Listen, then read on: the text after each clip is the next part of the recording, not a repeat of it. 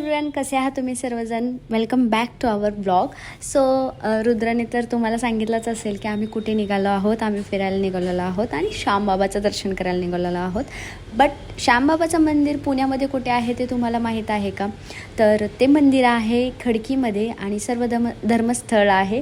तिथे टायमिंग आहे मंदिराचं मॉर्निंग 6:30 to 12:30 AM PM आणि इव्हिनिंगला त्याचा टायमिंग असतं काहीतरी 4:30 ते 7:30 असं काहीतरी असतं. सो तुम्हाला जर श्यामबाबाचं दर्शन घ्यायला राजस्थानला जायला जमत नसेल तर तुम्ही नक्कीच इथे जा. सो इथे गेल्यानंतर खूप खूप खूप शांत असं वाटतं. खूप असं काम फील होतं, रिलॅक्स फील होतं, माइंड फ्रेश होतं. सो सगळ्यात पहिल्यांदा दर्शन आम्ही घेतलं गणपती बाप्पाचं. ऑब्व्हियसली सगळ्यात आधी सुरुवात गणपती बाप्पापासून होते. सो आम्ही गणपती बाप्पाचं फर्स्ट दर्शन घेतलं. दर्शन घेऊन झाल्यानंतर गणपती बाप्पाचं आम्ही घेतलं होतं साईबाबाचं दर्शन. साईबाबाचं दर्शन झाल्यानंतर मग आम्ही गेलो होतो श्यामबाबाच्या मंदिरात. खूप मोठं असं मंदिर आहे हे. फक्त श्यामबाबाच नाही तर इथे श्रीराम, त्याच्यानंतर लक्ष्मण, सीतामाता, तसेच शिवजीचं पण मंदिर आहे आणि माता लक्ष्मीचं पण आहे. अशी खूप सारी मंदिरं एकत्र आहेत आणि शेवटी आम्ही श्यामबाबाचं दर्शन घेतलं. खूप खूप रिलॅक्स वाटलं. श्यामबाबाला जर तुम्हाला भेटायचं असेल तर नक्की हारे का सहारा बाबा श्याम हमारा असं म्हणलं जातं. तर तुम्ही नक्की तिथे जाऊन भेटू शकता, बघू शकता, दर्शन घेऊ शकता. खूप छान असं वाटतं.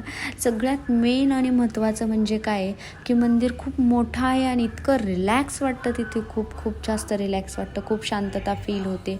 सगळं माइंड फ्रेश होतं. जे काही डोक्यातले विचार आहे, जे काही निगेटिव्हिटी आहे ते सगळे आपल्यातून निघून गेल्यासारखं वाटतं. आणि त्याच्यानंतर सगळ्यात मेन आणि महत्त्वाचा पार्ट म्हणजे मी जगन्नाथ प्रभूचं दर्शन घेतलं होतं. कारण नाथो की नाथ जगन्नाथ असं म्हणलं जातं. मला खूप खूप भारी वाटतं जगन्नाथांचं दर्शन घेतलं की. तिथून आम्ही निघालो होतो. बराच वेळ आम्ही तिथे बसलो होतो. तिथून निघाल्यानंतर आम्ही सरळ गेलो होतो पिंपरी चिंचवडमधील शिवराज ढाबाच्या शाखेवरती. सो बाय द वे तिथे शिवाजी महाराजांचं भोजन करतानाचं दर्शन घेतलं होतं. खूप छान वाटत होतं ते. जेवण काय असं खास वाटलं नाही मला काही जास्त टेस्टी लागलंच नाही. सो आम्ही तिथून निघालो जेवण करून तरीही. आणि येता रुद्राची झोप लागली होती. खूप खेळला होता, खूप दमला होता.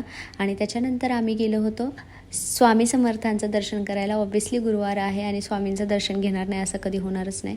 स्वामींचं दर्शन घेतलं. तिथून आम्ही सरळ निघालो घराकडे.